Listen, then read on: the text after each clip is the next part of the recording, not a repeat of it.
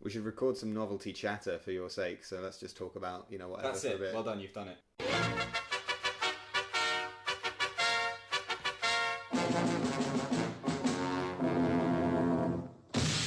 Hello everyone, you join the Thriving Scrubs. We are continuing our voyage down spoiler lane. As the plane of Amonkhet slowly crumbles into nothing, its citizens, being torn apart by the ones they used to admire, the gods falling before them. They don't remember anything, they don't know what's going on. They've got no clue, they're idiots. Their gods are dying all over the place. Everything they've ever known is falling apart because of some dragon who's just turned up. And much like that dragon, we're here to talk about cards. Jack, I'm going to enjoy the start of this because we are starting with two stupid blue rares. Oh god, I'll just go make a brew, shall I? No, because one of them does do something. Actually, hang on, yeah. You like the odd mill deck or two. We'll start with Fraying Sanity. Costs 2 and a blue for an enchantment or a curse. I'm already sold. That's all I need. Enchant player. At the beginning of each end step, yours and mine. Enchanted player puts the top X cards of his or her library into his or her graveyard, where X is the number of cards put into that graveyard from anywhere this turn. God, this card's going to be frustrating to play in paper. It's going to require some dice. It's going to need a storm count. Yeah. Well, yeah. It's going to need an equivalent, because presumably you're milling them. Well, there is compelling argument. If you want to go all in on it, you can. Yeah, compelling argument, fleeting memories. There's loads of different cards that, if you combo up the right jank, you might be able to do something really broken with this. Gaia-Reach Sanitarium. Yeah. Yeah, probably not that one drop from Kaladesh that mills people, because then you're just giving your opponent's removal spells something to do. Well, yeah, I mean... Yeah, Vidalton... Startled Awake is the other one. Startled Awake with this. That's half their library in one turn. Jesus. Yeah, actually, turn 3 this, turn 4 Startled Awake. That's not nothing. That's not nothing. What's also worth bearing in mind is that these cards stack really well. Yeah, man. Because the triggers go on the stack together and X will grow larger. Because it checks when the trigger resolves. This card makes me think of Sphinx's Tutelage a lot. Yeah. It's very similar. And that deck won a GP. Yeah, you have to build the deck around it. You have to build a deck that's really weird. And ignores everybody. Yeah, ignores what your opponent's doing. You might kill some of their stuff, but preferably you're just milling them. Yeah. Could it be real? You could throw a Fevered Visions in there. Yeah, Fevered Visions ain't nothing. Yeah. I'm excited. I'm happy with this. I might take this to game day. If Frontier I might just bring this deck. becomes a thing, Frontier, you could have Sphinx's Tutelage in this, maybe. Startled Awake is a good shout, though. I haven't thought about that. That's a real card. Yeah. So, Swarm Intelligence is even jankier. Yeah, speaking of good cards... There's no way. It costs 6 and a blue for an enchantment. It's called Swarm Intelligence. Have I said that yet? When was the last time there was a good blue 7-drop enchantment? There was one from the last block, wasn't there? It was a mythic. Mind's Dilation. Oh, that was from, Eldritch Moon or something. Was it? God, that card was awful. Yeah, it's terrible. So's this one. Tell us what it does. Whenever you cast an instant or sorcery spell, you may copy that spell. You may choose new targets for the copy. Yeah, but... what if this was another copy of that spell? What if the sorcery that you're copying is Startled Awake? What if the sorcery you're copying is Dig Through Time? I mean, we can play this game all day. For a start, that's not a sorcery. Shows how much I played blue. Yeah. But yeah, no, this card sucks. No, I wanted to mention it because it's funny, but I don't feel like we need to talk about it because it's never going to happen. There's not even a good way to cheat this out, is there, now that Marvel's gone? No, and also why the living would that be what you're doing? Jesus Christ, Dave. For a laugh. So those are our stupid blues. We move on to a much more powerful card. Can we talk about Ronus' last stand at some point? It's on the agenda. Alright, we'll get there. I know what I'm doing. It's just the card I want to talk about the most. What's next then? Razaketh, the Foul-Blooded. Oh, okay, cool. Yeah? Yeah, cool. Who likes a demon? First thing I want to jump in on, actually, to say what it does and then I'll make my point. Okay. The normal way. How we usually do it. Why don't we talk about the card and then say what it does? That'd be a good People way can around. read. That's very offensive. Razaketh Foul-Blooded costs 5 and 3 black for an 8/8 flying trample legendary creature demon. You understood all of that? Yeah. I like saying things in the wrong order. Flample, exactly. I like a flampler. Well, it's a demon, so you can pay 2 life and sacrifice another creature. Search your library for a card and put that card into your hand, then shuffle your library. That is a tutor. That is a tutor. I mean, it's expensive. But you don't pay any mana. You pay 2 life and sack a creature. I mean, you pay 8 mana and then you pay 2 life. Well, I don't think that's fair because you pay 8 mana for an 8/8 flying trampler. That's not bad. That's 1 more mana than Dragonlord Ataka. Yeah, but Dragonlord Attack is so much better than this. What are you talking about? I'm just trying to defend it. No, it's cool. Like if you can cheat it out in some way, like if you do what people like to do with big demons and cheat it out early, this is really good. And once it lands, it's still cool. I don't know if that's necessary. If you stick this in a control deck and you just because you can do this at instant speed. Admittedly, you do have to have a steady stream of creatures, but and the wrist muscles of a maverick to do all the shuffling you're going to be doing. But you can be reactive with it. You wait until your opponent plays their turn and then go, right, this is the card I need. Grasp of Darkness, your whatever, Heart of Kiran. Yeah, no, Ban Heart of Kiran. Definitely. The point I want to make is Razaketh corrects an issue that a lot of people had with Griselbrand in that it was a 7/7 and you paid 7 life and it cost 8. So with Razaketh, costs 8, is an 8/8. Really, you should pay 8 life, but does he have 8 arms or something? Search your library for 8 cards. He doesn't have 8 of anything, does he? Next on the agenda, so you can finally shut up about it, is Ronas's Last Stand. Hooray! So jumping off from a point in a previous video where I said that Ronas's Last Stand and Hour of Glory are connected, it's because after the Scorpion God shanks Ronas in the head, Ronas lobs his spear and it turns into a snake, and that's what this is. Oh, well, yeah. So this is literally Ronas's last thing he does. Fair. And it doesn't work. So maybe that should say something about the future of this card. In terms of the lasts, though, I'm interested with this card. It costs 2 green mana for a sorcery. Create a 5/4 green snake creature token. Lands you control don't untap during your next untap step, of course. I'm thinking about this card, and I'm just thinking, what if you play this on turn 2 and then they play Fatal Push? Oh, I know. Grasp of Darkness. Yeah. Oh, God, that's such a blowout, man. Yeah. That's gross. There are downsides, and maybe this card comes out of your sideboard, but a 5/4 for 2 is something that you can't ignore. No, you can't ignore it, definitely. It will get play tested.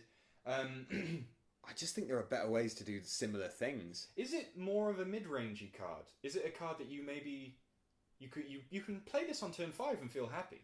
Yeah, no, you can play it later in the game and feel pretty good about it. I just think there's a lot of cards in Standard that create creatures that are far bigger than what they should be. Like, the Elephant...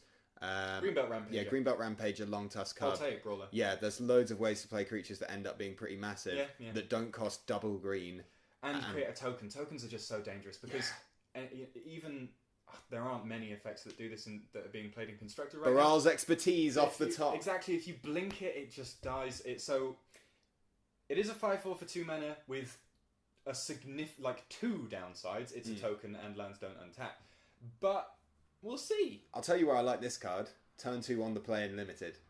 Yeah. That's so hard to deal with. That's so hard to deal with. Who cares that you don't have a 3-drop? You've played a 5/4 and they're probably playing like a 2/1 going in. Or a Blood Rage Brawler. Or nothing. Or nothing. Well, What if they don't play anything? That's the dream. I will be first picking this. There's no doubt. You're not going to open this card. Thanks. We move on from a green janky rare to a greener jankier mythic. Oh yeah. Uncage the Menagerie costs X and 2 green. Someone at Wizards of the Coast has a major boner for the word Menagerie at the moment. It's not a card I've encountered much in my life until this year. Yeah. I know about it, don't get me wrong, but just chill out, guys, is what I'm saying. So it's kind of, this is a Chord of Calling Green Sun's Zenith-ish thing. It doesn't put them onto the battlefield. I'll read it what it does. It's a sorcery. It costs X green. Search your library for up to X creature cards with different names that each have converted mana cost X.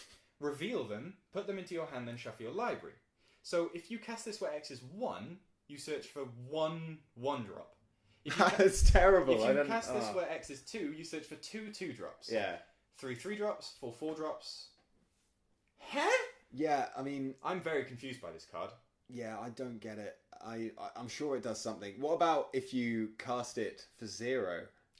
You can get 0 0 You drops. can search for 0 ornithopters. You can get a prowess trigger. Is what you can get. Yeah, I don't know about this card. I feel like it goes in a combo deck where it's like I've got 3 3-drops that like if you are. I've got 3 3-drops and 5 mana, and next turn I'm going to play 2 of them. Yeah, I guess. Or if you've got your Vizier of Remedies out and you only need 2 parts left. I mean, to be honest... Is collected company not a better way to do it? Well, though? also, is this Court of Calling not a better way to do it? That's the thing. So, you know, it's not a limited card, I don't think. Is it? Is it? I mean, paying 4 to search up 2 2-drops... I mean, you could just run a 2-drop. And then you're halfway there, yeah. Maybe. I'm not going to rule it out. But again, it's a card that needs to be talked about. I don't know if it's good. We'll see. Moving on, we have an effect. This is basically, as I'm seeing it, Desolate is basically this mechanic. Oh yeah, because this was going to be a main set mechanic, but they ruled it out because it wasn't very fun. Yeah, well, it doesn't look it. I'm skeptical of this. So I'll read. We've got a common, an uncommon, and a rare. So we'll start with a common, which I think might be the best of these 3 cards, by the way. Torment of Venom costs 2 and 2 black for an instant, no less. Put 3 -1/-1 counters on target creature. Its controller loses 3 life unless he or she sacrifices another non-land permanent or discards a card. So that's a mouthful. This is the Desolate effect. Its controller or target opponent loses 3 life unless he or she sacrifices another non-land permanent or discards a card. Are we not calling this the Torment effect? Yeah, I suppose. As it's what Bolas does, I kind of thought the Hour of Desolation. It's Torment, isn't it? Fine. It's Torment. So, you know, Remorseless Punishment was bad, and that's the only card I have to go on. Remorseless Punishment was bad. Right?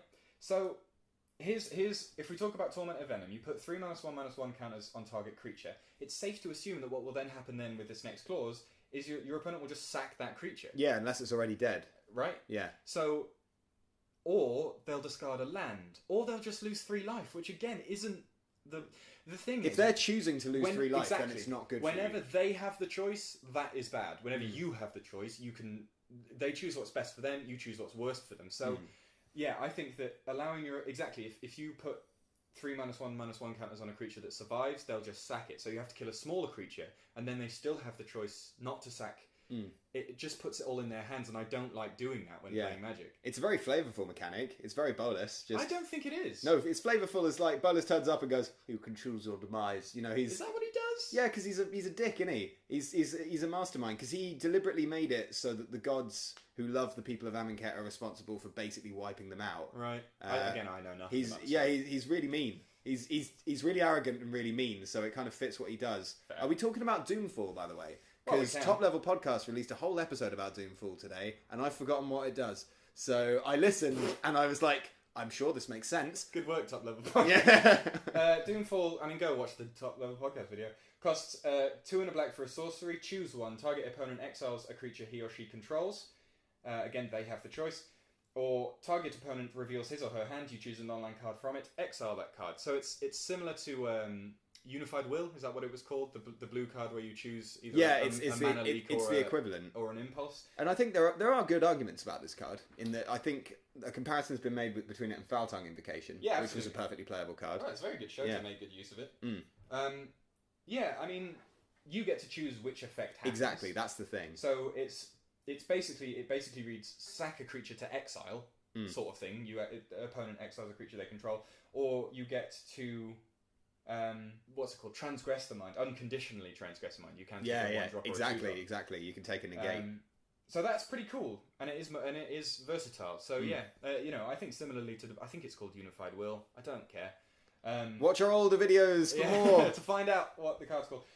It's good.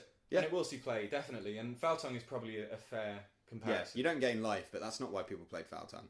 That's why Shota played it. Yeah, but Shota's he's in a league of his own, isn't he? Anyway, you've messed up my Torment. That was my point. Go on, bring us to the uncommon then. Torment of Scarabs is an uncommon. It costs 3 and a black for an enchantment or a curse. Enchant player. At the beginning of enchanted player's upkeep, that player loses 3 life unless he or she sacrifices a non-land permanent or discards a card. I think this one might be pretty good. Yeah, Cruel Reality ended up being pretty good once it resolved, and this is like a smaller version of that. If you ever manage to pick up 2 of these and enchant a player with 2 of them, you're laughing, and there's only so many turns that you can lose 3 life. Yeah. You know? Eventually you're going to die. Eventually you're going to have to start discarding cards, and if you wait too late, then you're going to be discarding cards you don't want to discard, or you're going to be sacking non-land permanents you can't afford to sack. Yeah, I can see this being pretty spicy and sealed, where matches go a bit longer. You know what I mean? Yeah, I agree. the thing that annoys me about this is I never know where to put curses, because you have to put it somewhere where you're both going to see it and remember it. Where does it go? Don't you sort of enchant their deck? Where'd you put it? Or just put the top corner of it slightly underneath their deck. Oh, that makes sense. I've never seen anyone do that. I think that's what I don't play with curses. Yeah, I mean, there's not been that many. I'm an intuitive Magic player. I just know how to play the game. Is that why you never get any better? You're just trusting your intuition to take you the whole way. No, I think this card will be good. But as an effect, I still don't. I think that the worst of these torments is the rare. I could be completely wrong. Why don't you tell us what the rare does? Torment of Hailfire costs X and 2 black for a sorcery. Repeat the following process X times. Each opponent loses 3... You know how this goes. Each opponent loses 3 life unless that player sacrifices a non-land permanent or discards a card. So, if you cast this where X is 1, it's bad. Yeah. They're just going to lose 3 life. Or discard a land. land. Yeah, no, exactly. If you cast this where X is 2 and they lose 3 life and discard a land, that's still not great. But what about when X is 5? When X is 5, exactly. But then you're spending 7 mana. Are you going to get that far? Yeah, but what about... But think about it. I think this is, at most, a one-of, you know? In Constructed? Yeah. Yeah? In Constructed, maybe. Because if you have a lot of stuff that makes them discard cards, if you basically can remove one of the choices... Yeah. That's when it gets That's good. when it gets then pretty... It turns into... Because they have to sack a non-land permanent, right? Yeah. Yeah, so if they've got no dudes out and no cards in hand, they have to lose life. So if you run a bunch of these and a bunch of cut to ribbons, maybe that's a thing. It's not good though, is it? My intuitive mind. Watch this be the best card in the set. Yeah. No, I don't think it's that great, and I think that you will, if you're playing it in limited, you will draw it at the wrong time, and you'll think, God damn it, I really wish I hadn't drawn that now, because now I have to cast it, and it's not going to be great. Yeah. Whereas it would have been great in 21 turns when they'd have... Yeah, I don't know. Yeah. I know I'm going to lose to this card now. Yeah, definitely.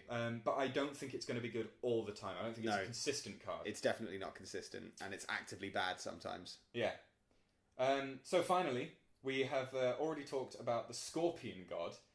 We should talk about both of the new gods, in fact. That's what we're about to do. Alright, nice one. Which one are we starting with? Which one do you want to start with? I want to start with the Locust God. The Locust God is... Yeah, okay. The Locust God costs... Another fantastic name. Yeah, Wizards of the Coast knock it out of the park. Continuing to be inventive. What would you have called the Locust God? Gangly McWingface. Speaking of, actually, we should give a shout out to Alec in the comments, who was the only person to give us a name for the Scorpion God. He did. What did he call it? Well, I'll let you look it up. I'm not... What, now? Well, I can't remember it. I remember it was really good. It was really good, but I've forgotten it. I knew I had to bring it up because we did say there'd be a shout out, so I'm just going to fill some airspace here. We're men of our word. If only we're shit men of our word. We keep it, but not very well. Yeah, it's just that our word's not that good. Like you can get it, but it's not great. Yeah. So while Jack's digging that up, feel free to leave us some comments about the other gods. What would you call them? I think literally anything would be better than these names. So, yeah. All right. Alec Walker, humbly submit. Minus Juan. That's way better than I remember it being. Which is, I like how bad that is. I also like how absurd it is, like the idea that a scorpion is inherently Spanish. Alex, tell us what you think of these other gods then. Yeah, I think Alex should be the one for this.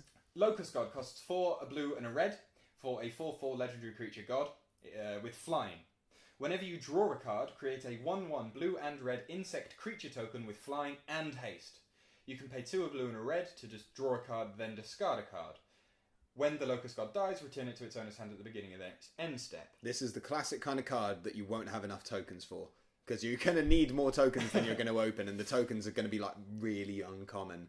You're going to end up with loads of snake 5/4 tokens you can't use, and no locusts. This card is powerful now. It is powerful, yeah. It's competing. 6-drop is a big un. To tap out is big on turn 6. Yeah. But that's because I think my mind moves towards blue-red control. Maybe that's not what this card does. Maybe this card is in a different deck. If it is, I can't see it right now. It could go with Docent of Perfection. What about Fevered Visions? Could go with Fevered Visions. Like, it's a bit high on the curve, but it would be cool with Fevered Visions. Yeah, you see enough cards with Fever Visions that you could get to 6 mana. Yeah, no, I'm just more about, just adding a Locust to the deal with every time you draw a card. I mean, if this card just said at the beginning of your upkeep, create a 1/1 blue and red insect creature with flying and haste, that wouldn't be terrible. But you can draw, if you pull from tomorrow. Yeah, man. Where X is 5. Yeah. Right? Yeah, you get all the bugs. So I'm excited to play with it. This could be the only creature in your deck. Yeah, entirely. Yeah. It does combo with the Scorpion God as well. Yeah. Because whenever the Scorpion God's stipulation is that whenever a creature dies, you draw a card. So if you have both of these out, whenever a creature dies, you draw a card and make a 1/1. Yeah. You could then pay the Scorpion God to put a counter on the bug that's just come in, draw a card, make another bug, and then you've got a 3-mana loop that draws you a card. And a bug. And Don't rule. I mean, a 1/1 flyer that's worth, I think, like half a mana. A 1/1 flyer with haste. Oh, with haste. All right, that's worth a mana. That's worth a mana. Yeah, definitely. So yeah, I'm excited. I think of the 3 gods, this and the Scorpion, I think, are vying for top. Until you're talking about your pre-release pool, in which case you want to open the next one, because the next one is ridiculous. The Scarab God. The Scarab God. What would you call it, Dave? I'd call it the Scarab God, to be honest. This one's pretty on point. Has it got Ronus' staff? Nah. It just came with that. It's just a Kopesh. Everyone's got Kopeshes. A Hound Capuche. Yeah, Hound Capuche. The Scarab God... The escargot. The Scarab God costs 3, a blue and a black for a 5/5 legendary creature god. At the beginning of your upkeep, each opponent loses X life and you scry X, where X is the number of zombies you control. Mm-hmm. You can pay 2, a blue and a black, exile target creature card from a graveyard, create a token that's a copy of it, except it's a 4/4 black zombie. In other words, eternalize it. Mm-hmm. When the Scarab God dies, return it to its owner's hand at the beginning of the next end step. So that ability, because to me this card, the only thing I can see this card as is just a sealed bomb. Because it doesn't. It's not sorcery speed, the eternalize. Yeah. You can do that whenever. Yeah. Once you get to 8 mana, you can do it twice in one turn. Yeah. And then each one of those is adding to your scries and adding to the drain. Yeah. I just don't see if you manage to stall the board out, which a blue-black deck usually ends up doing, I don't see how you're supposed to beat this unless you've got cast out. I might actually thinking about it. I have to go back on what I said, because at the moment zombies is a black-white deck that's quite aggressive. But it's been blue-black before. If you move to a blue-black deck that's more mid-rangey eke-out value, then you could play... I mean... You could play Gisela and Geralf. I was just about to say Gisela and Geralf. Not Gisela. Not Gisela. Gisela and Geralf doesn't work. No. Gisela and Geralf would... Does that return a creature card to your hand? You can play zombies from your graveyard. Once a turn you can play a zombie from your graveyard. It also mills you for 4 when it enters. Yes. And then you can eternalize a Haunted Dead. You can run Liliana Death's Majesty with this deck. Yeah. Which, by the way, is silly. Yeah, it's a great card. Because -3ing on a Noxious Gearhulk or Yeah. an Ulamog. Like, this deck would run Ulamog. I don't think Ulamog's gone. Because you a can cheeky one of. You can eternalize Ulamog, and having a 4/4 indestructible, this one doesn't give it haste. The Ulamog effects, yeah. That eats your opponent's library. That's real. Yeah, Ulamog, the 10/10 part is cool and all, but the main thing is everything else about it. Yeah. Like 10/10's a bonus. It's being blocked, so it doesn't. Yeah, they're gonna block it, so that's all fine. So these gods, I think all of them are pretty cool. I don't know if I don't know if they're all going to see standard play. Would you? If I had to speculate on one of them I think it would be the Scorpion God. I agree with you. I think the Scorpion God, because its effect simply reads, make your opponent's creatures weaker, which is great, and it also it's got more power than the others. It's got the best stats out of all of them. No, I don't believe that's true. It's a 5/4, isn't it? It's a 6/5. Oh, okay. Well, then it is. So yeah, it comes down and it beats, and it's a 5-drop. Yeah. Locust Guard being a 6-drop. 6-drop is so much more expensive than 5-drop. It is, and I do feel like it's competing with Torrential Gearhulk. I could be wrong. It might be in a completely different style of deck. It might be in a Fever Vision-y type deck. It might be that, you can't imagine the colour blue and the number 6 without just, impulse casting a Torrential Gearhulk. That is where I'm at now. That's where you are. That's where... someone please send help. For just £2 a month, we can get Jack off of this gross habit he's developed. Let me just say that you can curse yourself with fraying Sanity. But why? Because then you mill yourself. You got all the zombs. You eternalise the zombs. But you'd mill yourself so quickly. Yeah, you would. You'd mill yourself Give you before like you... a 3-turn window. Yeah, you'd have to be pretty fucking quick after playing your 3-drop enchantment. Oh, are we going to start swearing in these videos now? Because I'm going to have to bloody do the... I'm of the opinion that swearing is funnier when it's bleeped. So... Do you think? Yeah, I think so. I think that's why a lot of TV shows bleep it. You fucking Yeah. I mean, that was funny anyway. Are those all the spoilers we're covering then? Today, yeah. Are we going to chat about your man Jeru? We can finish with Jeru. Let's just finish off with Jeru because it's cool that Jeru got a card. You know, it's kind of like the consolation prize for Jeru. Jeru, to be honest, I don't think it's very good. It's good. But It's competing with Thalia's Lancers, and that card sees no play. The thing about Jeru is he has always, from the plot and from everything else, he's always just been like Samet's mate.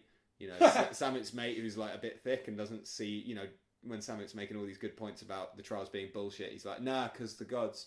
Because remember when they told us about the gods? He's just like that. Is that what he does? So it looks like he's come around. Jeru the Purified costs 3 and 2 white for a legendary creature human warrior. It's a 4/3 with vigilance. When Jeru the Purified enters the battlefield, you may search your library for a Planeswalker card, reveal it and put it into your hand, shuffle your library. If a source would deal damage to a Planeswalker you control, prevent one of that damage. Is there a commander deck around Jeru or just Gideons?